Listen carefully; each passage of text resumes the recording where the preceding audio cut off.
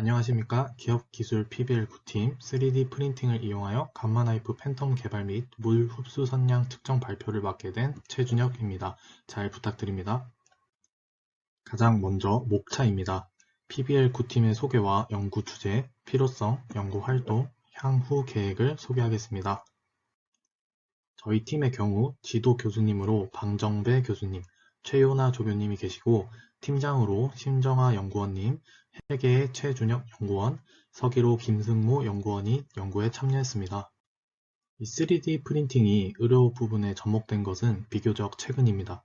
환자마다 병변의 형태, 크기, 위치가 다 다르기 때문에 방사선 치료에 한해서 치료해야 하는 병변 세포보다 주변 정상세포에 흡수되는 방사선량이 증가하게 되고 부작용을 일으킬 수가 있습니다. 이 3D 프린팅 기술은 앞서 말씀드린 불규칙성을 보다 쉽고 경제적으로 반영함으로써 방사선 치료의 부작용을 줄이는 데 크게 일조할 것입니다. 간단하게 방사선 치료의 원리를 설명하겠습니다. 방사선이 환자의 몸을 투과하면서 전자를 방출하게 됩니다. 이때 방출되는 전자가 핵산이나 세포막 등의 화학적인 변성을 초래하여 종양세포를 죽이게 됩니다. 그러나 이 신체 부위에 따라서 전자 밀도가 다르기 때문에 방사선 치료를 진행할 때 정상세포가 타격을 입는 경우가 생깁니다. 이러한 오차를 줄이기 위해서 앞서 말씀드렸던 3D 프린팅 기술을 이용하여 각 신체 부위에 따른 전자 밀도에 맞게 팬텀을 제작할 수 있다는 장점이 있습니다. 다음 표에서 알 수 있듯이 뇌질환은 20세 이후 성인이 사망하게 되는 가장 큰 원인들 중 하나이며 수십 년간 그 순위를 유지하고 있습니다. 하지만 2000년대 들어서부터 뇌혈관 질환으로 인한 사망률이 감소하는 것을 확인할 수가 있는데 이는 방사선 수술이 빠르게 발전하고 있기 때문입니다. 방사선 치료 기기의 종류에 대해 알아보겠습니다. 검진용 방사선 기기로는 여러분에게 친숙한 CT, MRI 등이 있습니다. 치료 기기로는 X선을 이용하는 토모 치료기, 감마선을 사용하는 감마 나이프가 있고 저희의 연구 주제인 감마 나이프에 대해서 자세하게 알아보도록 하겠습니다.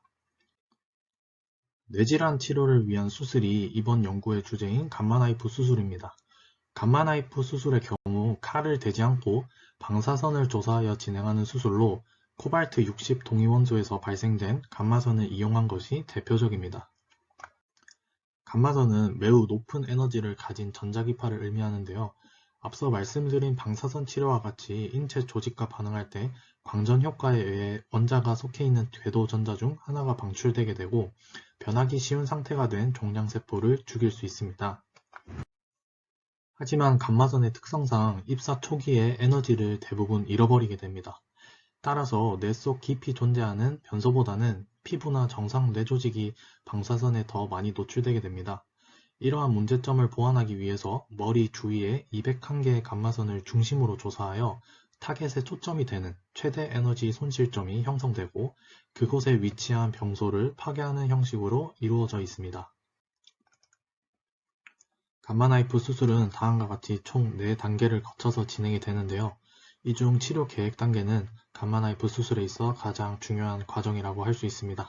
다음 기사에서도 확인할 수 있듯이 치료 계획 단계에서 정확한 조사 위치 혹은 적절한 방사량 설정이 이루어지지 않는다면 병변 주변 정상세포가 거피폭되어서 뇌기능 장애, 두통, 메스꺼움과 같은 부작용이 발생할 수 있습니다. 감마나이프 수술의 경우에는 두개골을 절개하지 않기 때문에 출혈이 없을 뿐더러 수술의 고통과 두려움이 없습니다. 감마나이프의 수술 경우 당일 퇴원이 가능하고 입원을 하지 않기 때문에 수술 비용이 저렴하여 환자의 부담을 줄일 수 있습니다. 병소 부위에만 집중적으로 감마선을 조사하기 때문에 보다 정밀한 수술이 가능하고요.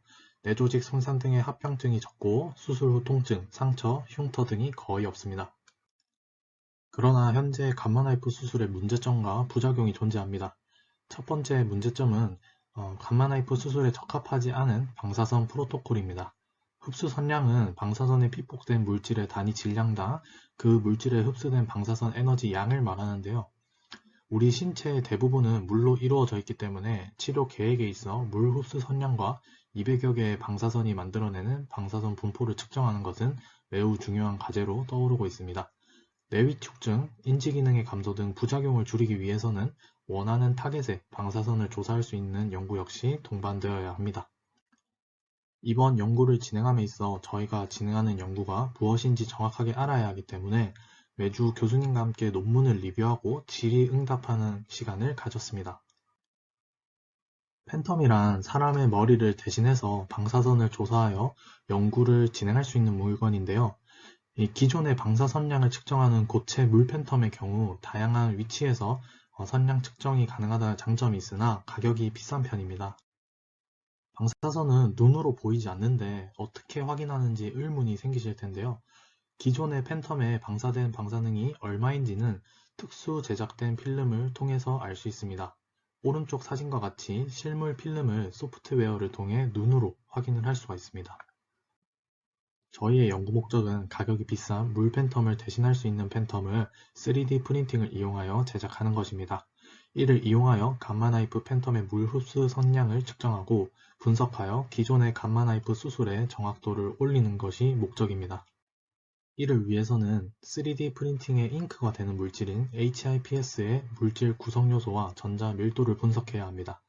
여기서 계산된 전자 밀도를 이용하여 원하는 두께의 팬텀을 제작하게 됩니다. SEM과 EDX 분석 같은 경우 신소재 화학과인 신정화 팀장과 최준혁 연구원이 학교 내의 장비로 분석을 진행하였습니다.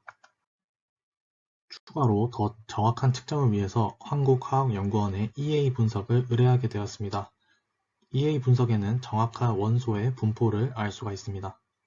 3D 프린팅의 최적의 출력을 위하여 테스트를 직접 진행하여 보았습니다.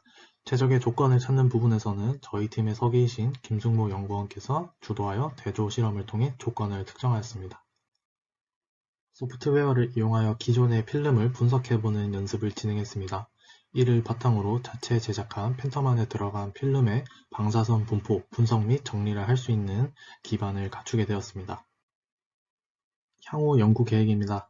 앞선 9월과 10월의 경우 팀원의 역할 분담과 스터디를 진행하였고 한국화학연구원의 물질 분석 의뢰를 완료했습니다. 소프트웨어를 이용한 필름 분석 실습과 연구 스터디도 진행하였습니다. 앞으로 11월에는 저희가 제작한 팬텀을 이용하여 양산 부산대학교 병원으로 감마나이프를 사용하여 방사선 조사량을 측정하고 측정된 데이터를 바탕으로 분석과 정리를 하게 될 예정입니다. 그리고 추가로 경주 ICABU 학회에 참여할 생각입니다. 이상으로 기업기술 PBL 9팀 3D 프린팅을 이용한 감마나이프 팬텀 개발 및 물 흡수 선량 측정 발표를 마치겠습니다. 감사합니다.